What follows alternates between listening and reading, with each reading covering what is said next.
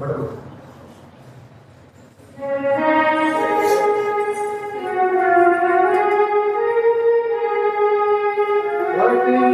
శ్రేష్ఠ గ్రంథము శ్రేష్ఠ గ్రంథము అనుదినం ప్రేమ చూడను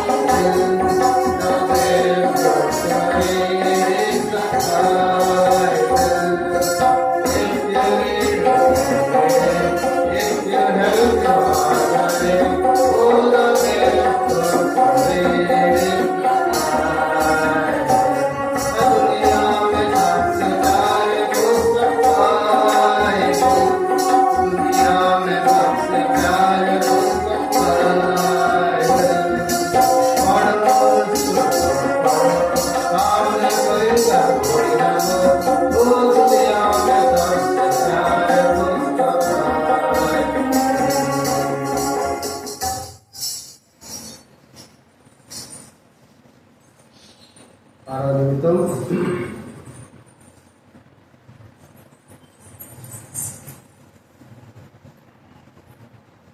కీర్తన గ్రంథం 135వ అధ్యాయం.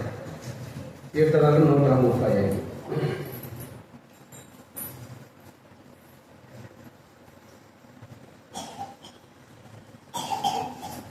కీర్తన గ్రంథము 135వ అధ్యాయము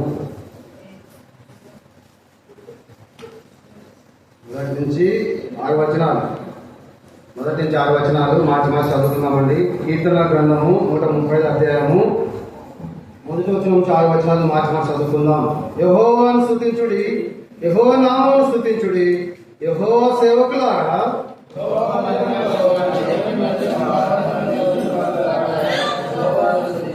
యెహోవా దయాళుడు, యెహోవాను స్తుతించుడి, ఆయన నామం కీర్తించుడి, అది మనోహరము.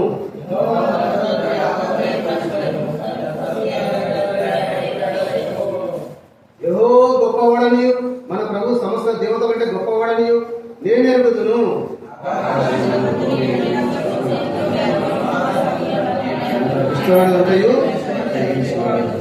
చిన్న ప్రార్థన చేసుకున్న ప్రభు సహాయం కోసం కర్మ మూసుకోండి. ప్రజలు వచ్చి ప్రేమ నమ్మకం ప్రియ పరలోకపు తండ్రి, మహాపరిశుద్ధుల దేవ యేసుక్రీస్తు వారి ఘనమైన నామంలో, శక్తిగల నామంలో, సర్వశక్తిగల నామంలో, ప్రేమగల నామంలో, ఈ యొక్క ఉదయకాల సమయంలో నీ అతని సింహాసనంలో నీ కరుణాపీఠం ముందుకు వచ్చే భాగ్యం ధన్యత క్రీస్తు నాకు మాకు అందరికీ దయచేసిన మీ సహాయాలు అన్నింటి కూడా వందనాలు చెల్లించుకున్నాను. ప్రభా, నా మటుకు నేను, మా మటుకు మేము అయోగ్యుల అపాత్రలం, ఏమాత్రం ఎన్నికలేని వారు కనికరించి జ్ఞాపకం చేసుకొని ప్రేమించి ప్రభా మీరు చేసిన గొప్ప బలియాగం ద్వారా మమ్మల్ని జ్ఞాపకం చేసుకున్నందుకే మీకు వందనాలు చెల్లించుకున్నాను. ఆ కారణం చేత ఉదయకాల సమయంలో మేమందరం కలిసి మిమ్మల్ని ఆరాధించడానికి సిద్ధపడుతుండగా మమ్మల్ని జ్ఞాపకం చేసుకోండి. ఆత్మ ప్రాణదేహంగా సిద్ధపరచండి. ఏ మాట వ్యక్తం కాకుండా సాయం చేయండి. నన్ను కూడా జ్ఞాపకం చేసుకోండి. మీ శిలువ చాటును మరుగుపరచండి. ముందున వాక్యం అంతా మీ చేతులు అప్పగించుకుంటూ మీ చిత్తానుసారంగా మీకు ఆనందకరంగా మేము ఆరాధించే వాళ్ళకి సిద్ధపరచమని ప్రార్థిస్తూ యేసుక్రీస్తు వారు అతి పరిశుద్ధ పుణ్యనామని ప్రార్థించి వేడుకొంచున్నాను మా తండ్రి.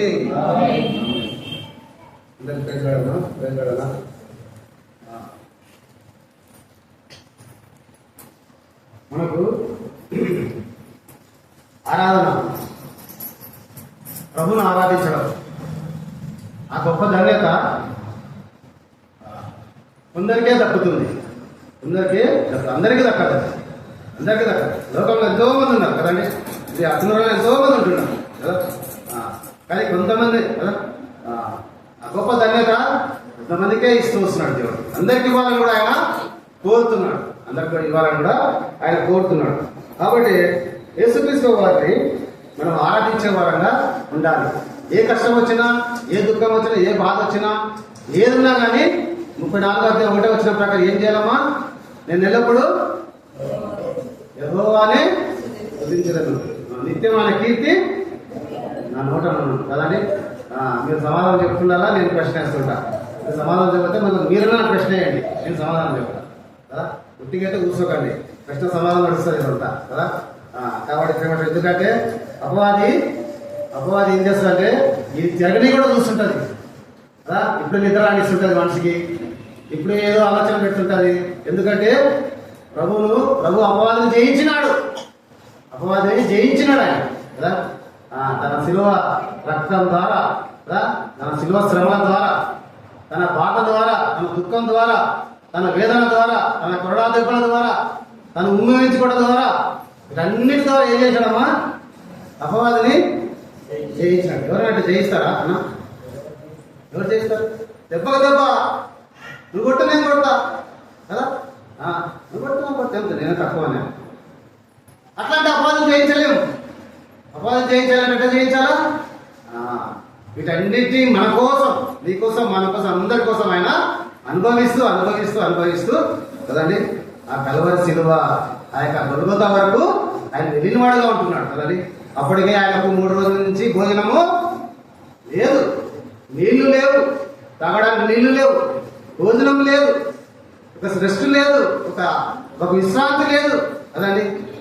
శిలువ మోసి ఎప్పుడైతే పిలాతు ఆ యొక్క సైనాధికారులకు అప్పగించినాడో, ఆ యొక్క ఆర్మీకి అప్పగించినాడో, అప్పటి నుంచి ఆయన ఏం తిన్నాడో, ఏమి తాగిండో, ఏమి కూర్చున్నాడో, ఏమి లేచిండో, అన్నీ నీకోసమే, నా కోసం.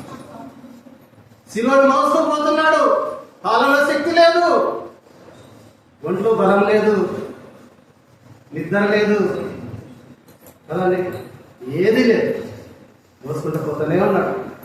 కొట్టినప్పుడంతా కింద పడిపోతున్నాడు. అయినప్పుడు విడిచిపెట్టకుండా తర్వాత కొడుతూనే ఉన్నాడు. ఒక పూట తిండి లేకపోతే మన జీవితం ఏమైపోతుంది? నీరసం అయిపోతుంది. 2 రోజులు లేకపోతే మన పని అయిపోయినట్టే. ఇక మనం నీళ్లు తాగకపోతే మన పని అయిపోయినాయి కదండి.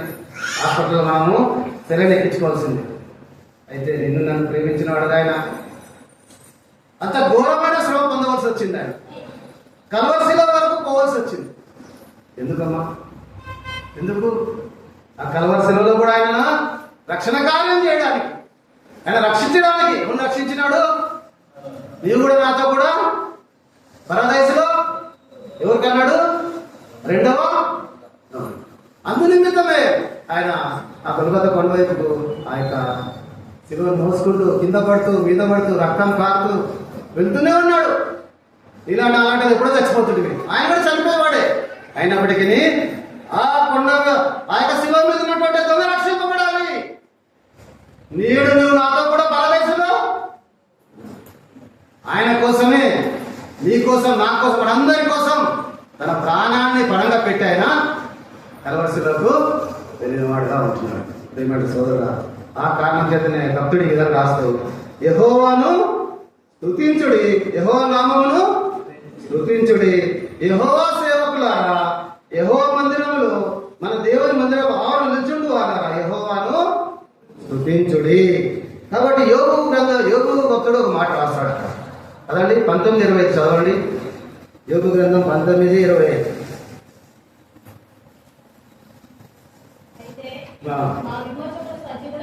నా విమోచకుడు సజీవుడనియు తర్వాత ఆయన భూమి మీద నిల్చుననియు. కాబట్టి యోగు చెప్తున్నాడు తన కష్టంలో, తన కన్నీటిలో, తన బాధలో, తన ఇబ్బందిలో నా విమోచకుడు సజీవుడు, నా విమోచకుడు సజీవుడని నేను తర్వాత భూమి మీద నేను ఆయన్ను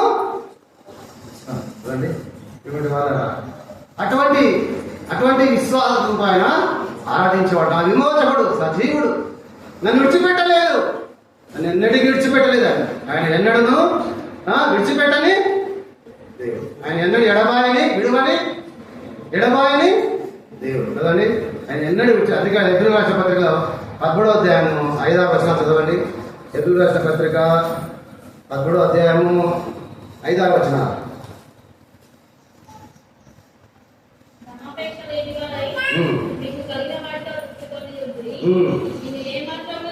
నేను ఏ మాత్రం విడువను,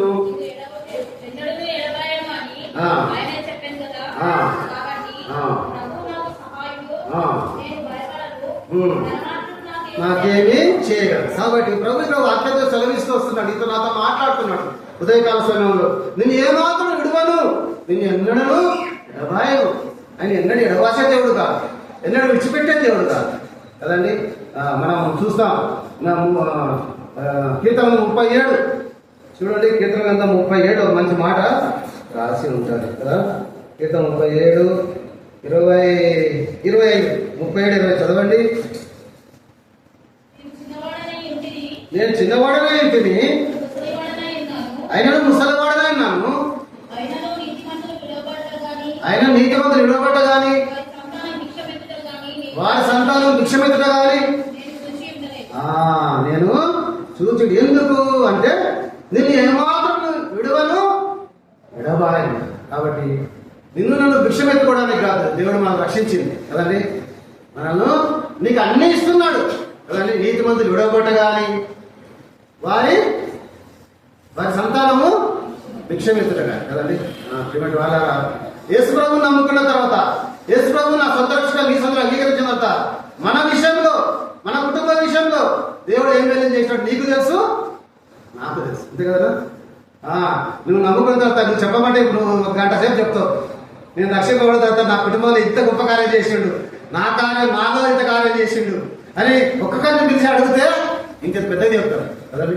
కాబట్టి దేవుడు గొప్ప కార్యం చేసే దేవుడు. ఆయన ఎన్నడూ విడువని విడబాయిన దేవుడు. అందుకే యోగు రాస్తూ వస్తున్నాడు, నా విమోచకుడు సజీవుడు. కాబట్టి యోగు గ్రంథం 1:21 కూడా చదవండి. యోగు గ్రంథం 1:21. యోగు గ్రంథం 1:21. నేను నా తల్లి గర్భంలో నుండి దిగంబరినే వచ్చి తిని యెహోవా ఇచ్చను, యెహోవా తీసుకొని పోయాను. యెహోవా నామమున తెగలనమా స్తుతిగాలను. నాకు ఏదీ లేదు ఈ లోకంలో, ఆయనే ఇచ్చిండు, ఆయనే నన్ను ఈ లోకం గుర్తించిండు. తల్లి గర్భంలో ఆయన నన్ను పిండగా రూపే నన్ను ఏర్పాటు చేసుకున్నాడు. నన్ను నిన్ను అందరినీ ఏర్పాటు చేసుకున్నాడు కదండి. ఆయన ఏర్పాటు చేసుకొని ఏమన్నాడు ఇక్కడ భక్తుడు, నేను తల్లి గర్భంలో దిగంబరినై వచ్చి తిని దిగంబరిని అక్కడికి తిరిగి వెళ్ళేదను. యెహోవా ఇచ్చను, యెహోవా తీసుకొని పోయాను, యెహోవా నామమునకు స్తుతి కలుగును. కాబట్టి ఏది ఉన్నా, ఏది లేకున్నా, ఏ బాధ ఉన్నా, ఏ కష్టం ఉన్నా యెహోవాను ఆరాధించడము ఎప్పుడు మానుకోకూడదు. అంత గొప్ప కార్యం చేసిండు ఆయన. అంత గొప్ప కార్యము ఎవరూ చేయని గొప్ప కార్యము యెహోవా చేసిండు కదండి. కాబట్టి ఉదయకాల సమయంలో మనము యెహోవాను అంత మాత్రం కూడా 67వ కీర్తన గ్రంథం 67 5-6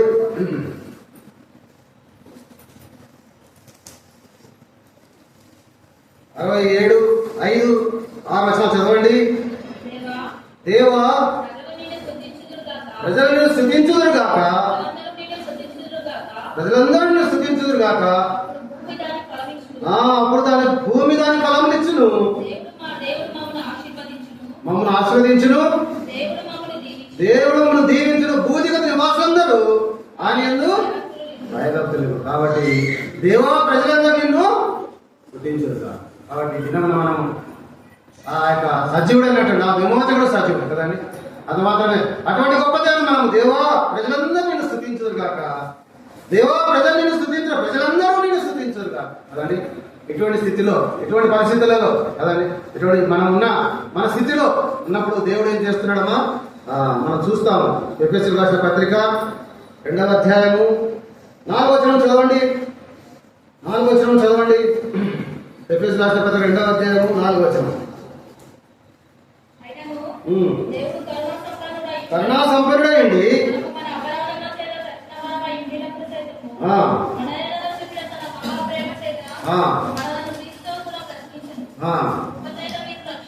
కృపచేత మీరు రక్షింపబడి ఉన్నారు.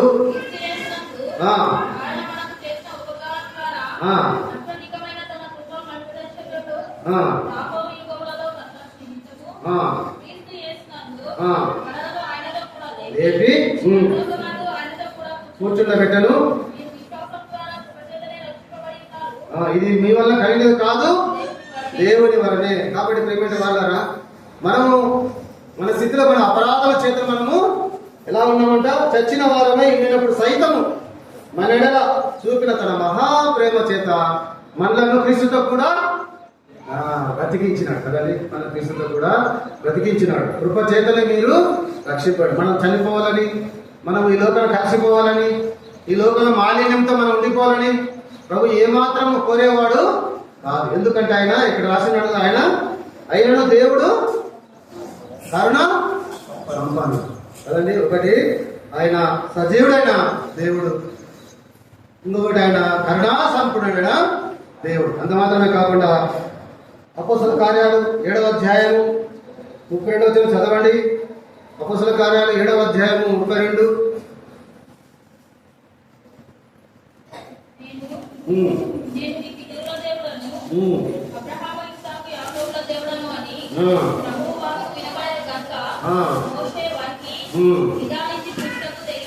చాలండి. కాబట్టి అంత మాత్రమే కాకుండా కరుణా సంపన్నుడైన దేవుడుగా, నా విమోచకుడు సజీవుడైన దేవుడుగా ఇక్కడ మళ్ళా ఇక్కడ భక్తులు రాస్తూ ఏం రాస్తున్నారమ్మా, నేను నీ పితరుల దేవుడు. ఎవరా దేవుడు అంటే అబ్రహాము, ఇస్సాకు, యాకోబుల దేవుడు అండి. ఈరోజు గొప్ప ధన్యత. యాకోబుల దేవుడు, అబ్రహాం దేవుడు, ఇస్సాకు దేవుడు, మన దేవుడయ్యాడు కదండి. మన దేవుడయ్యాడు. అంత గొప్ప ధన్యత ప్రభా. ఒకప్పుడు నువ్వు అబ్రహాం, ఇస్సాకు, యాకోబుల దేవుడు ఉన్న దేవుడివి, ఈ రోజు నన్ను నా దేవుడుగా కదండి. ఎదురు రాసిన పత్రిక 11వ అధ్యాయంలో మరొక మాట చూద్దాము. 8వ వచనం చదవండి. ఎదురు రాసిన పత్రిక 13:8.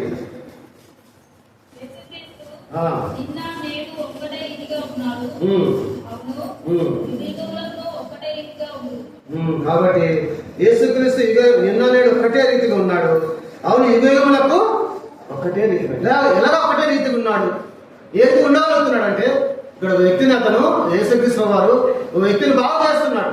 అతని పరిస్థితి చూస్తే మనము ఆశ్చర్యపోక తప్పదు. అది ఈ లోకంలో చేయనటువంటి స్థితి కదండి. మార్క్స్ వార్త 5వ అధ్యాయము 1వ వచనం 2వ వచనం చదవండి. మార్క్స్ వార్త 5:1-2 వచనాలు.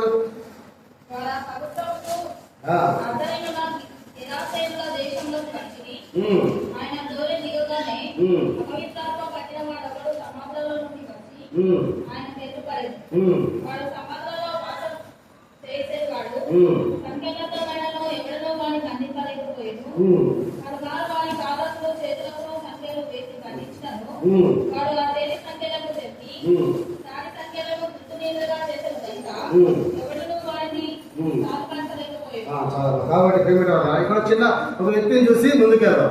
ఇక్కడ ఇతర వ్యక్తి పేరు ఏంటమ్మా కదండి. ఇక్కడ ఒక వ్యక్తి పేరు, అతను పేరు ఎక్కడ రాసినా చదువుతారా? నీ పేరు ఏమైనా అయినప్పుడు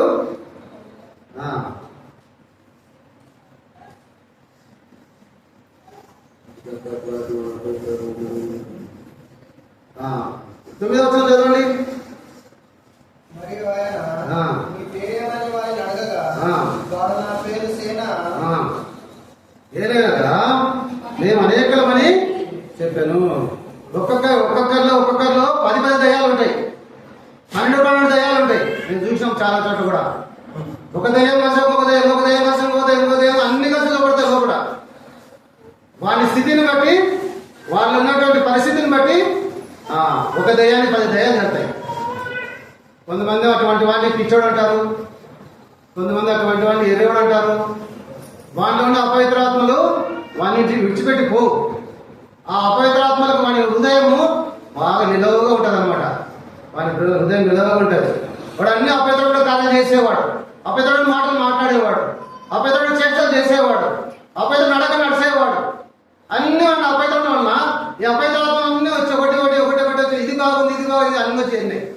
చేరలేక వాడి పరిస్థితి ఏమైపోయింది, పట్టుకోవడానికి వీలు లేకుండా పోతుందని. వాడిని పట్టుకోవాలంటే ఎవరి చేత కావడం లేదు కదా. ఆయన ధోని దిగగానే అపవిత్రాత్మ పట్టిన వాడు అప్పుడు సమాధులు వచ్చి ఆయనకు ఎదురుపడిన వాడు, సమాధులు వాసం చేసేది వాడు, సంఖ్యలతో ఎవరిని వాడిని అందింపలేకపోయాడు. కాబట్టి ఎటువంటి స్థితిలో ఉన్నాడు, సంఖ్యలతో వాడిని బంధించలేని స్థితిలో ఉంటున్నాడు కదండి. బంధించలేని స్థితిలో ఉంటున్నాడు. అందుకే ఒక మాట చూద్దాం. పేతురు రాసిన పత్రిక 1 పేతురు 2వ అధ్యాయం 22వ వచనం చదవండి. 1 పేతురు 2వ అధ్యాయం 22వ వచనం. ఇటువంటి పాప స్థితిలో ఉన్న వాడిని విడుదల చేయాలంటే పాపరహితమైనటువంటి మనిషే కావాలి, వ్యక్తే కావాలి కదండి. చదవండి. ఆయన పాపం చేయలేదు, ఆయన నోట్లో ఏ కపటములు కనపడలేదు, ఆ, దూషింపలేదు. ఆ, ఆయన శ్రమ పెట్టబడియు ఆ, బెదిరింపగా ఆ, న్యాయంగా తీర్పు తీర్చి దేవునికి ఆ. తన్ను తాను అప్పగించుకొనెను. పాపాల విషయమై చనిపోయి నీతి విషయమై జీవించుడు. ఆయనే తన శరీరం నందు మన పాపను మాన మీద మోసుకొనెను. ఆయన పొందిన గాయాల చేత మీరు అది ఈ వాక్యం అందరం కలిసి చదువుదాము. 24 వచనము అందరం కలిసి చదువుతాం. మనం పాపాల విషయమై చనిపోయి నీతి విషయమై జీవించినట్లు ఆయన తానే తన శరీరం నందు మన పాపను మాన మీద మోసుకొనెను. ఆయన పొందిన గాయాల చేత మీరు స్వస్థత పొందారు. కాబట్టి 25వ వచనం కూడా మీరు గొర్రెల వలె ఇంత సేన దెయ్యం పట్టిన వ్యక్తి కూడా అనేక మేము అనేకులము అంటున్నారు అక్కడ. మేము అనేకులం. నా పేరు సేన. మేము అనేకులు. ఒకరా ఇద్దరా ముగ్గురా ఎంతమంది ఉన్నాడో వాళ్ళలో కదండి. చాలా అపాయతనం చేరి ఇప్పుడు ఏ పక్ష ఆ గుడుకు చేరుతుందండి కదా. విశ్వాసాల గుడికే కదండి. సినిమా చూసేవాళ్ళు, షికారు చేసేవాళ్ళు, తర్వాత హీరో ఒకరిగా జీవించేవాళ్ళు ఆ రీతిలో చేస్తారు కదండి. ఈ అపవిత్రవాదం కలిగిన అంటే అపవిత్రవాదం నుంచి అన్ని జమైనాయి లోపల. ఒకటే ఆడుకుంటున్నారు భాగవంతులు కదా. ఏం ఆడుకుంటున్నారు? కట్టిన సంఖ్యలను ఏం చేస్తున్నారు? తెంపేస్తున్నారు. అపవిత్రాత్మలు తెంపేస్తున్నాయి కదండి. వాడిని ఎవడును వాడిని బంధింపలేక పలుమారు వాడి కాళ్ళ చేతులను సంఖ్యలు వేసి బంధించిన వాడు ఆ చేతి సంఖ్యలు తెంపి కాళ్ళ సంఖ్యలను తృప్తిలేరుగా చేసేవాడు. కాబట్టి సమాధిలో ఉన్నటువంటి జీవితం కదండి. సమాధమైనటువంటి జీవితం మనకి కదండి. నిర్జీవమైనటువంటి జీవితం. సమాధి అంటే నిర్జీవమే, జీవం లేనటువంటి జీవితం కదండి. జీవం లేని జీవితం, క్రియలు లేని విశ్వాసము. చెప్పరే, క్రియలు లేని విశ్వాసము గట్టి చెప్పాలా? పొద్దున కదా ఇడ్లీ తినకూడదు, ఆదివారం రోజు సద్యాన్నం తినకూడదు, దోశలు తినకూడదు. ఏమ్మా మీ ఆయనకు ఇడ్లీలు పెట్టకండి, పొద్దున్నే దోశలు పెట్టకండి, సద్యాన్నం పెట్టకండి. చల్లగా ఉంటుంది. ఫ్యాన్లు వేసి ఎక్కడి దోశలు తింటుంటాయి కదా. ఇక్కడికి వస్తే ఏం గుర్తుంది వద్దన్న ఆవలింపులు వస్తుంటాయి నాకు కూడా. కాబట్టి నేను అక్కడ కూడా అదే చెప్తా. ఆదివారం రోజు ఇడ్లీలు పెట్టద్దు, సద్యాన్నం పెట్టద్దు, ఇంకోటి దోశలు పెట్టద్దు కదా. అలా పూరి పెట్టు. నేను మీ పిల్లలకి మంచి విషయాలు ఉంటారు. వచ్చి వాక్యం చదువుతారు, అంటారు. లేకపోతే సౌండే రావడంలే, చల్లగా అయిపోయినారు. మళ్ళీ వేడి చేయాలంటే చాలా టైం పడుతుంది. ఇంకో 4 పాటలు పాడాలా? ఇప్పటికి 4 పాటలు పాడి చాలా వరకు స్టే అయింది. ఇంకో 4 పాటలు పాడాలి మరి. కాబట్టి దేవుడి వాళ్ళరా ఉదయకాల సమయంలో ప్రభు చెప్తున్నాడు, మనం పాపాల విషయమై చనిపోయి నీతి విషయమై జీవించినట్టు ఆయన తానే తన శరీరం మందు మన పాపాలను ప్రాణం మీద మోసుకొనిను. ఆయన పొందిన గాయాల చేత మీరు ఎవరు స్వస్థ పొందలేదో చెప్పున్నారు. ఇక్కడ అన్నాడు, నేను యేసు ప్రభు ద్వారా నేను స్వస్థత పొందలేదా అయ్యా అన్నోళ్ళు ఎవరైనా చేశారు. యేసు ప్రభు నమ్ముకున్న తర్వాత నన్ను స్వస్థపరిచినాడు, నా గాయాన్ని కట్టాడు, ఆయనే గాయపరచును, ఆయనే స్వస్థపడిన వాళ్ళు ఎవరైనా ఉన్నారా? పర్లేదు. అదే మర్మం. యేసు ప్రభు నమ్ముకున్న తర్వాత అన్ని విధాలుగా ఇంప్రూవ్మెంట్ ఉంటుంది. నువ్వు నమ్మాలా. నువ్వు నమ్ముట దేవుళ్ళైతే నమ్మవానికి సమస్తము సాధ్యం ఉంటాడు ప్రభు కదా. నువ్వు నమ్మాలా. నువ్వు నమ్మినట్టయితే నీ అభివృద్ధి చూస్తావు, నీ కుటుంబాల అభివృద్ధి చూస్తావు, నీ పిల్లల అభివృద్ధి చూస్తావు, నీ అనారోగ్యంలో స్వస్థత చూస్తావు కదండి. కాబట్టి అన్ని విధాలుగా దేవుడు మనల్ని స్వస్థపరిచిన వాడుగా. అందుకే ఆయన అంటున్నాడు, మన పాపాల విషయమై చనిపోయినాం కదండి. మనం ఎలాంటి స్థితిలో ఉన్నామంటే కీర్తన గ్రంథం 40వ అధ్యాయము, కీర్తన గ్రంథం 40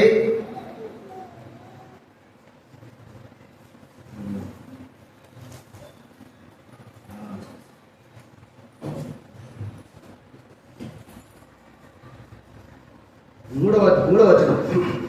తనకు స్తోత్ర రూపమగు కొత్త గీతం మన దేవుడు నా నోట నుంచెను, అనేకులు దాన్ని చూచి భయభక్తి కలిగి యెహోవాయందు నమ్మకించారు. కాబట్టి అది మాత్రమే కాకుండా 9వ వచనం, నా పెదవులు మూసుకొనక మహాసమాజంలో నీతి సువార్తను నేను ప్రకటించుచున్నాను. కాబట్టి మనం వచ్చిన వారం చిన్న సంఘమైనప్పటికీ పెదాలు ఎవరు కూడా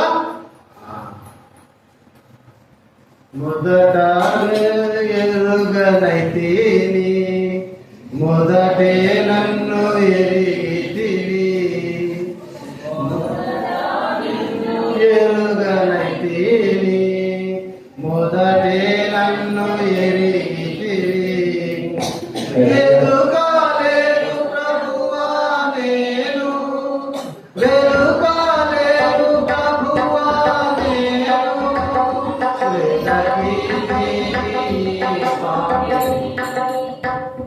దేవాని కాలంపులు ఆమూల్యమైన వినాయక అనాయేడాల నీ కరుణ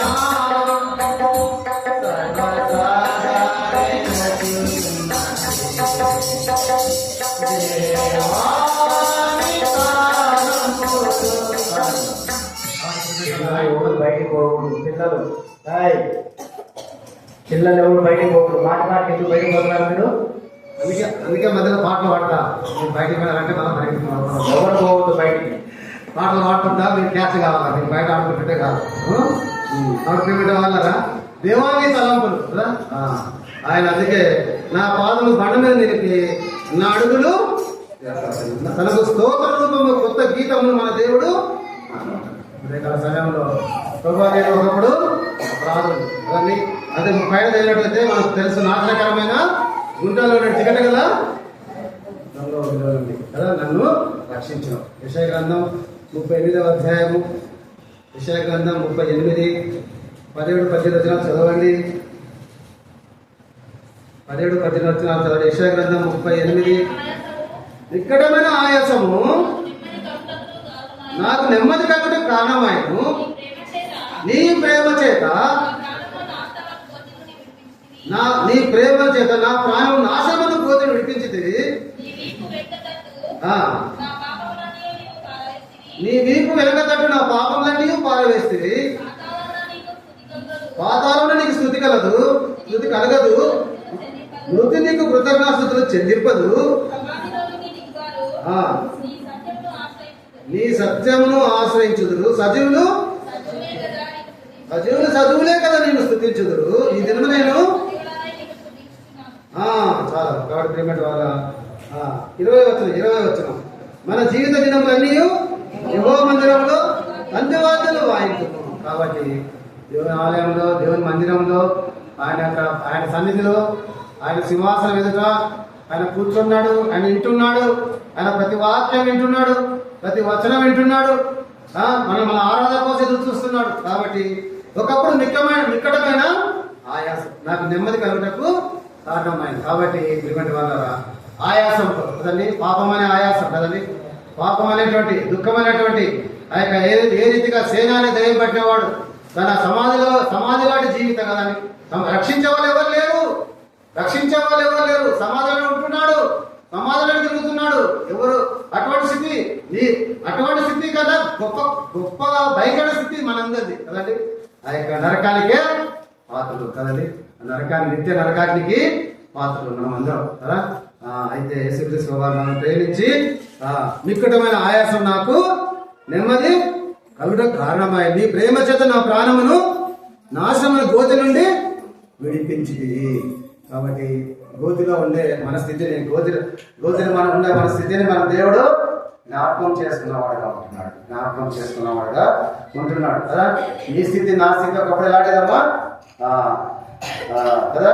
పాతాళమునకు నీ వీరు వెనకదట్టు నా పాపంగా నీవు వేసుకొని ఉన్నావు కదా. నీ వీరు వెనకదట్టు నా పాపంగా నువ్వు పారవేసి ఉన్నావు.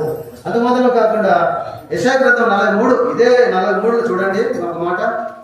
43 యెషయా 43 24-25 చదవండి. 24-25 నా నిమిత్తం సువాసన గల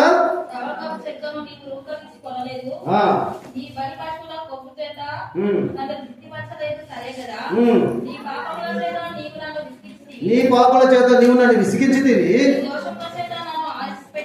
నీ దోషముల చేత నన్ను ఆయాసపెట్టితివి. నేనే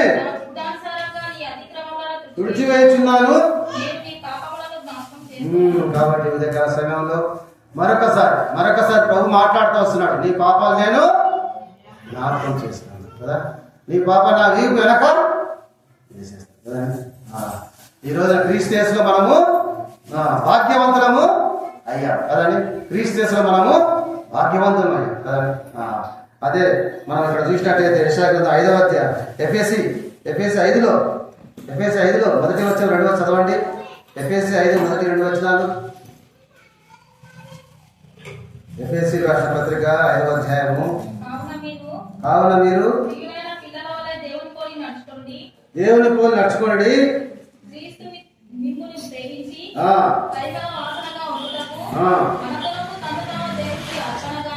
బలిగాను అలాగని మీరును. కాబట్టి అటువంటి నిక్కటమైన ఆయాసము మనకు నెమ్మది కలిగించినని ఆ మాట ప్రకారంగా అంత మాత్రమే కాకుండా నేనే నా చిత్తానుసారం నీ అతిక్రమములను తుడిచివేయచ్చు, నేను నీ పాపములను జ్ఞాపకం చేసుకున్నాను. కాబట్టి ఆ పాపాలను జ్ఞాపకం చేసుకోకపోవడం వలన మన స్థితి ఏమైపోయిందమ్మా? కావున క్రీస్తు మిమ్మల్ని ప్రేమించి పరిమళ ఎక్కడో దుర్గంధంతో కదండి, ఎక్కడో దుర్గంధంతో పాపంలో ఒకప్పుడు జీవిస్తాం మన జీవితం కదండి, నా జీవితాలు కదా, ఎక్కడున్నావు మనకు తెలుసు. అటువంటి స్థితిలో మనల్ని ఏం చేసినాడు దేవుడు? నీ పాప నేను ఎప్పుడు జ్ఞాపకము చేసుకో. అది మాత్రం కాకుండా మిమ్మల్ని ప్రేమించి ఎలా చేసినాడు? ఈరోజు పరిమళ సువాసనగా చేసినాడు. కాబట్టి పరిమళ సువాసనగా ప్రభా ఒకప్పుడు దుర్గంధం, ఒకప్పుడు భయంకర స్థితిలో పాపములో శాపంలో జీవిస్తున్నాడు కనికరించాడు కదండి. ఆ సేనాదయ వల్లే నా జీవితంలో కూడా ఎన్నో అపవిత్రాత్మలు ఉన్నట్టు నన్ను దర్శించావు కదా. ఆయన ఏదో విడిపించావు, నన్ను విడిపించడానికి నువ్వు ఆ కల్వరి శిలలో ప్రాణం పెట్టావు. ఆ కల్వరి శిలో బలియాగం ద్వారా నువ్వు రక్షించావు కదండి. అందుకే ఆ యొక్క పిలాతు భార్య ఒక మాట మాట్లాడతాడు. మత్తయి సువార్త 27వ అధ్యాయము. మత్తయి సువార్త 27వ అధ్యాయము చదవండి. ఆ నీతిమంతుని జోలికి పోవద్దని ఉంటుంది. చదవండి, ఎక్కడో చూడండి. మత్తయి సువార్త 27వ అధ్యాయం.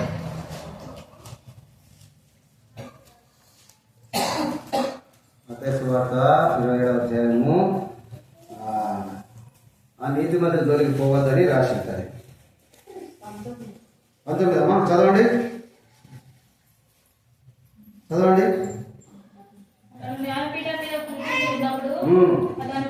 అతని భార్య నీవు ఆ నీతిమంతుని జోలికి పోవద్దు, ఈ ప్రొద్దున ఆయన గురించి నేను కలలో మిక్కిలి బాధపడుతున్న ఆయనతో వర్తమానము పంపాను. పిలాతు భార్యకు కల వచ్చింది.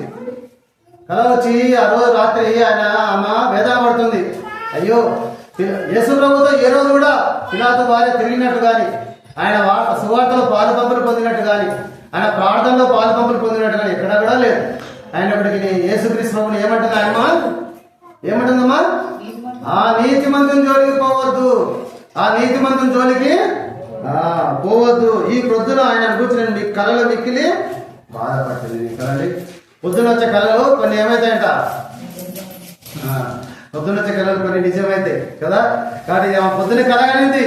ఏం కలగలింది? బాధపడింది. ఆమె బాధపడుతుంది. ఏమని బాధపడుతుంది? యేసుక్రీస్తు కల్వరి శిలువలో రక్తం కాచడము కదండి, తన ప్రాణం అంతా పెట్టడము కదా, తన ప్రాణం పెట్టడము, తన రక్తం అంతా కాచడము, ఆయన వేదన పడడము, అవన్నీ ఆమె కళలో చూపిస్తూ వచ్చినాడు దేవుడు. కాబట్టి ఉదయం లేస్తే ఏమంటుంది? ఆ నీతిమంతుని దేవుడు నిన్ను నన్ను జ్ఞాపకం చేసుకున్నాడు కదండి, నిన్ను జ్ఞాపకం చేసుకున్నాడు. అందుకే ప్రకటన 1:6 చదవండి. ప్రకటన 1:6 1:6 10 నిమిషాలు. ప్రకటన 1:6 వచనం. మనల్ని ప్రేమించుచు తన రక్తం వలన మన పాపాల నుండి మనల్ని విడిపించిన వానికి మహిమయు ప్రభావమును యుగయుగములు కలుగును గాక. ఆమేన్. ఆయన మనలను యాజకులుగాను చేశాను. కాబట్టి ఇంతకన్నా మనకు కావాల్సింది ఏమీ లేదు ఈ లోకంలో కదా. ఆయన మనలను ప్రేమించుచు తన రక్తం మన పాపం నుండి మనలను విడిపించినాడు కదండి. ఆ రక్తం ద్వారా మన పాపాలు మనకు విడుదల విమోచన కలిగింది. విమోచన ఆయన మనల్ని విమోచించినాడు, ఆయన మనకు విడుదల చేసినాడు కదా. మనం ఏం చేసినాడు, మనల్ని తండ్రి దేవునికి ఒక రాజ్యం గాను యాజకులు గాను. కాబట్టి ఒకప్పుడు మన స్థితి మనం చూసినట్టయితే పాప జీవితంలో జీవిస్తున్న మనల్ని అపరాధం చేతను కదండి, పాపను చనిపోయిన మన స్థితిని ఆయన వెదకి రక్షించిన వాడు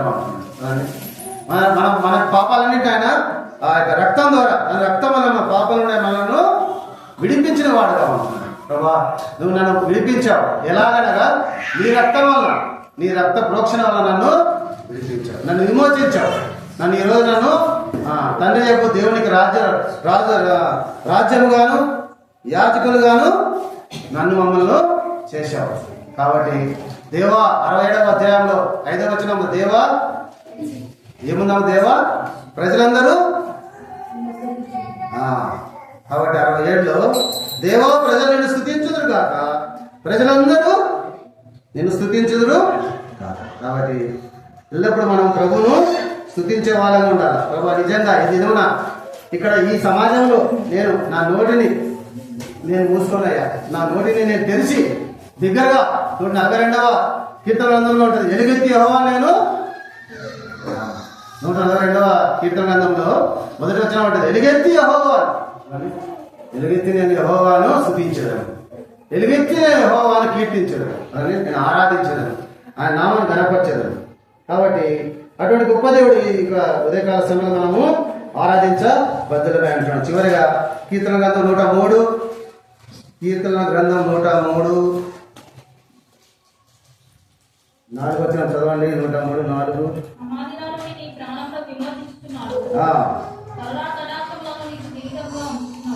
కరుణా కటాక్షం కిరీటంగా ఉంచుచున్నాడు. కాబట్టి సమాధిలో నుండి మనను ఆయన విడిపించే, ఆయనను సమాధి లాంటి స్థితిలో నుండి మనను ఆయన విడిపించిన దేవుడుగా ఉంటున్నాడు. కాబట్టి మొదటి యోహాను 4:4 చదవండి. మొదటి యోహాను పత్రిక 4వ అధ్యాయం 4వ వచనం.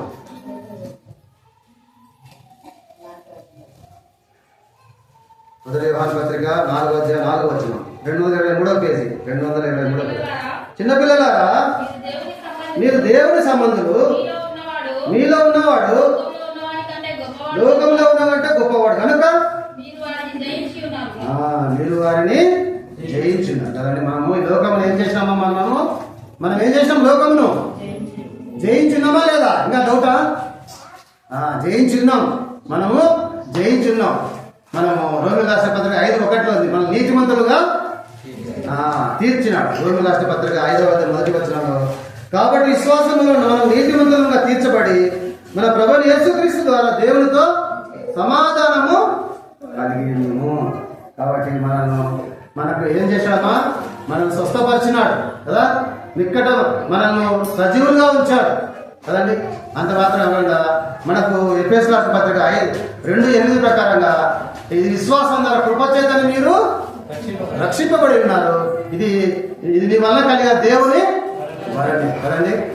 తిరిగి మనల్ని ఏం చేసినాడు, నీతిమంతుడు, అదిగో నీతిమంతుడు, ఏమీ తెలియనా, ఆమెకు ఏమీ చేయలేదు యేసుప్రభు, పిలాతు భార్యకు ఏమీ చేయలేదు. ఆయన ఆయన ఏమంటుంది యేసుప్రభును, నీతిమంతుడు, నీతిమంతుడు పోవద్దు అని మన జీవితం నీతిమంతుడు అయినాడు, మన జీవితం రక్షకుడు అయినాడు అని, మన పాపాలను క్షమించి మనకు విడుదల విమోచన ఇచ్చినాడు అని, మన విడుదల విమోచన. ఆ కారణం చేత 103 మొదటి 2 వచనాలు మనందరం కలిసి చదువుకొని ఆరాధనలోకి వెళ్దాం. 103 మొదటి 2 వచనాలు కీర్తన గ్రంథం 103 మొదటి 2 వచనాలు అందరము కలిసి ఆరాధనలోకి వెళ్దాం.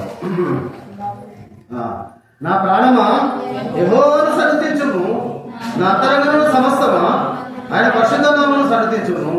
నా ప్రాణమా యెహోవాను సన్నుతించుము, ఆయన చేసిన ఉపకారములలో దేనిని మరువకుము. ఆయన నీ దోషములన్నింటినీ క్షమించేవాడు, నీ సంకటములన్నింటినీ వదిలించేవాడు. సమాధిని నీ ప్రాణము విమోచించుచున్నాడు, కరుణా కటాక్షం నీ కిరీటముగా ఉంచుచున్నాడు. కాబట్టి ఏ కిరీటం అన్నా, బంగారు కిరీటమా వెండి కిరీటాలా? కరుణా రక్షణ కిరీటాలు ఇస్తున్నాడు. కిరీటం ఇచ్చినాడు మనం ఎక్కడ 2:4-5 వచనాలు చూస్తాం. ఆయన కరుణా సంపూర్ణుడైన తన మహాప్రేమ చేత మనలను ప్రేమించాడు. ప్రేమించాడు. కల్వరి శిలువకు ఆయన ఆ శిలువను మోస్తూనే పోయినాడు కదండి. బాధ, కష్టము, తిండి లేదు, నిద్ర లేదు, ఆకలి లేదు, నీళ్లు లేవు, ఏమీ లేవు. కానీ అయినప్పటికీ మోసుకుంటూనే నోటితో చెప్తే అది తీరేది కాదు. అది తీరేది కాదు. అనుభవిస్తేనే దాని విలువ తెలుస్తుంది. ప్రభువు చేసిన గొప్ప బలియాగము అనుభవిస్తేనే తెలుస్తుంది. కాబట్టి ప్రభు నిజంగా నువ్వు ఒకప్పుడు నేను అపరాధిగా నన్ను నిర్దోషిగా తీర్చావు కదా, నా ప్రాణమ యెహోవాను సన్నతించమన్న ఆ స్థితిలోకి నన్ను తీసుకొచ్చావు కదా. అంత మాత్రం సమాజంలో నా ప్రాణం నువ్వు మోచించిన. ఇంకోటి ఏముందమ్మా, నాకు శరీరం మీద, లోకం మీద నాకేమిచ్చినావు? జయము, జయ జీవితం ఇచ్చినావు కదండి. భక్సింగ్ గారికి మంచి ఇష్టమైన వాడు చెప్పండి. భక్సింగ్ గారికి బైబిల్ అంతటిలో ఇష్టమైన వాడు, ఇష్టమైన వచనం ఏంటమ్మా?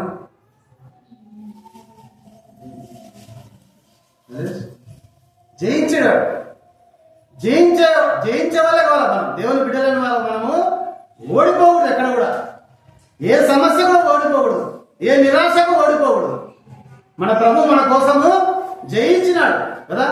అందుకని చిన్నపిల్లలారా మీరు మన మొదటి 4 చేద్దాం కదా. కాబట్టి జయించే జీవితంలో అట్లా ఉన్నప్పుడు మనకు ప్రకటన గ్రంథము 3వ అధ్యాయం 21 చదివి ఆరాధనకి వెళ్దాము. ప్రకటన గ్రంథం 3వ అధ్యాయము అందరూ కలిసి చదువుదామండి. ఒకే చదువుతుంటే మిగతా వాళ్ళు. కాబట్టి ప్రకటన గ్రంథం 3 20 21 చదువుదాం. ప్రకటన గ్రంథం 3 20 21. ఇదిగో నేను తలుపున వద్ద నిల్చుండి తట్టుచున్నాను. ఎవడైనా స్వరం విని తలుపు తీశాడుగా నేను అతని వద్దకు వచ్చి అతనితో నాతో కూడా అతను భోజనము నేను జయించి నా తండ్రితో కూడా ఆయన సింహాసనం కూర్చుండి ఉన్న ప్రకారము జయించు అని నాతో కూడా నా సింహాసనం అందు కూర్చొనిచ్చున్నాము. ఇప్పుడు చెప్పండి, కూర్చుందామా వద్దా సింహాసనం? ఏమ్మా, సింహాసనం నందు దేవునితో పాటు కూర్చుందామా వద్దా? కూర్చుండే కాదు, పైవాచనం చెప్తున్నాడు, నేను వారితో కలిసి భోజనము. ఎక్కడో స్థితిలో ఉన్న మమ్మల్ని కనికరించి ఈ ధన్యతలకు తీసుకొచ్చావు. ఈరోజు నువ్వు నీతో పాటు నన్ను కూర్చొని ఇస్తానంటున్నావు, నీతో పాటు నాకు భోజనం చేయమంటున్నావు కదండి. పాపంలో నన్ను కనికరించినావు కదండి. ఆ గొప్ప దేవుడు ఎవరు? ఏదమ్మా యోగ రాష్ట్ర పత్రికలో 18:25 నా విమోచకుడు. కాబట్టి అదేవిధంగా అపొస్తలుల 7:34 కూడా అబ్రహాము నా పితరుల దేవుడు అంటే అబ్రహాము, ఇస్సాకు, అటువంటి గొప్ప దేవుని మనం ఈ రోజున ఆరాధించడానికి వచ్చి ఉంటున్నాం. కాబట్టి ఎవరు కూడా ఆరాధించకుండా పోవద్దండి. ఇంకా ఇక్కడ కూర్చున్న వాళ్ళలో టైంపాస్ పట్టాలంటే నడవాలి. అయిపోయింది, రోజులు దగ్గరకు వచ్చినాయి. ఇంకొక కరోనా వచ్చిందంటే వాషౌట్ అందరం, ఎవరు మిగలం. ఒక కరోనా ఇచ్చి ఎడిసిపెట్టినాడు. ఇంకొక కరోనా వరకు నేను పాన్ వేస్తా, అయ్యా అమ్మగారికి అయ్యారికి ఏం తెలుస్తుంది, కళ్ళు దాటపోయి అంటే నడవదు ఒప్పుకోడు దేవుడు. అర్థమైందా? నువ్వు ఇంత వాక్యం విని ఇంత తెలుసుకొని కూడా నువ్వు ఇంకా నేను ఈ లోకంలో జీవిస్తానంటే దేవుడు నిన్ను క్షమించాడు కదా. కాబట్టి ఇదే అనుకూలమైన సమయం, ఇదే రక్షణ దినం కదా. ప్రభు నువ్వు నిన్ను ఏమైనా చేయమంటున్నాడా? పోయి 1 లక్ష రూపాయలు పట్టుకోకపోయా నీకు రక్షణ ఇస్తా అంటున్నాడా? లేదా ఒక బరువు మోసుకొని రాకపోతే నీకు రక్షణ ఇస్తా అంటున్నా? ఉన్న దగ్గర ఉన్న చోటనే ప్రభా నేను పాపిని, నన్ను క్షమించాయా. వీళ్ళెవరికి తెలియదు నా పాపాలు, నీకు తెలుసు, నాకు తెలుసు కదా. నాకు తెలిసినవాడు నీకు తెలియదు కదండి. నాలో ఉన్నవాడు మీలో ఉన్నవాడు నాకు తెలియదు. మన అందరిలో ఉన్నవాడు ఎవరికి తెలుసు? కాబట్టి ఇదే ఇప్పుడే ఇంకా ఎవరైనా అటువంటి చెడు అలవాట్లున్నా మానుకోండి. ఇంత మా సంఘానికి వచ్చి ఇంత వాక్యం విని ఇంకా నేను అటే దాంట్లో పోతానంటే నువ్వు నరకదారే నీకు కదా. దాన్ని ఎవరు మనం రక్షించలేరు. కాబట్టి యేసుక్రీస్తు అటువంటి అన్నింటినీ తప్పించడానికి, అటువంటి అన్నింటినీ చెప్పుకొట్టడానికి చిట్టడు పుట్టాడు. చెప్పండి, చిట్టడు పుట్టాడు కదండి. చిన్న పాపమే అనుకుంటాం. టీవీలో సీరియల్ చూస్తే ఏమవుతుంది? చిట్టడు. తర్వాత సినిమా వస్తుంటుంది, చిరంజీవి సినిమా.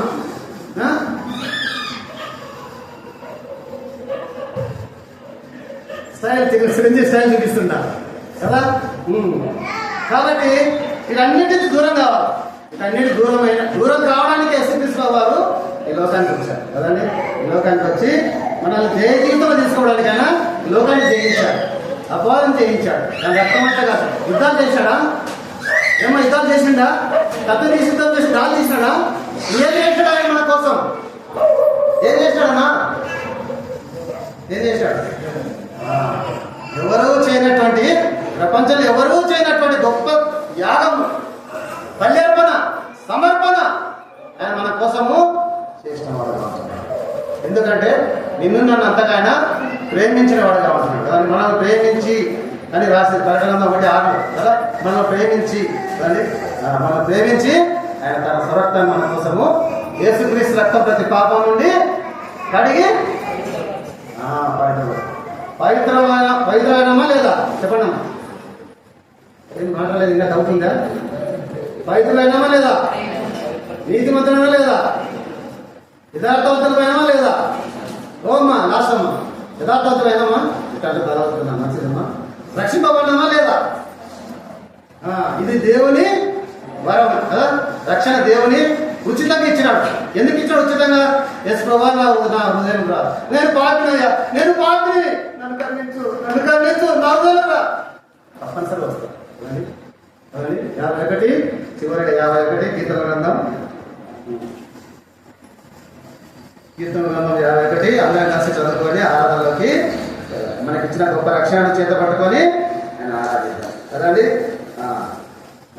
15, 51, 15, 16, 17 చదవండి. 15, 16, 17 చదవండి. అందగా చదవన్నా. ప్రభువా, నా నోరుని స్థుతిని ప్రచురపరచు, నా పెదవులను తెరువుము, నీవు బలిని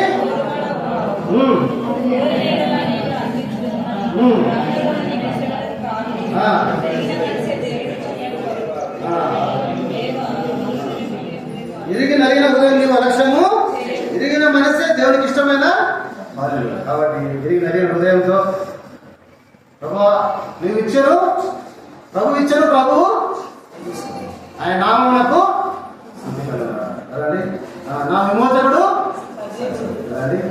కాబట్టి మన పాపం మనము ఒప్పుకున్న నమ్మదగిన నీతిమంతుడు కనుక మన పాపం క్షమించి సమస్త దుర్నీతుని మనలను బయటగా చేయాలి.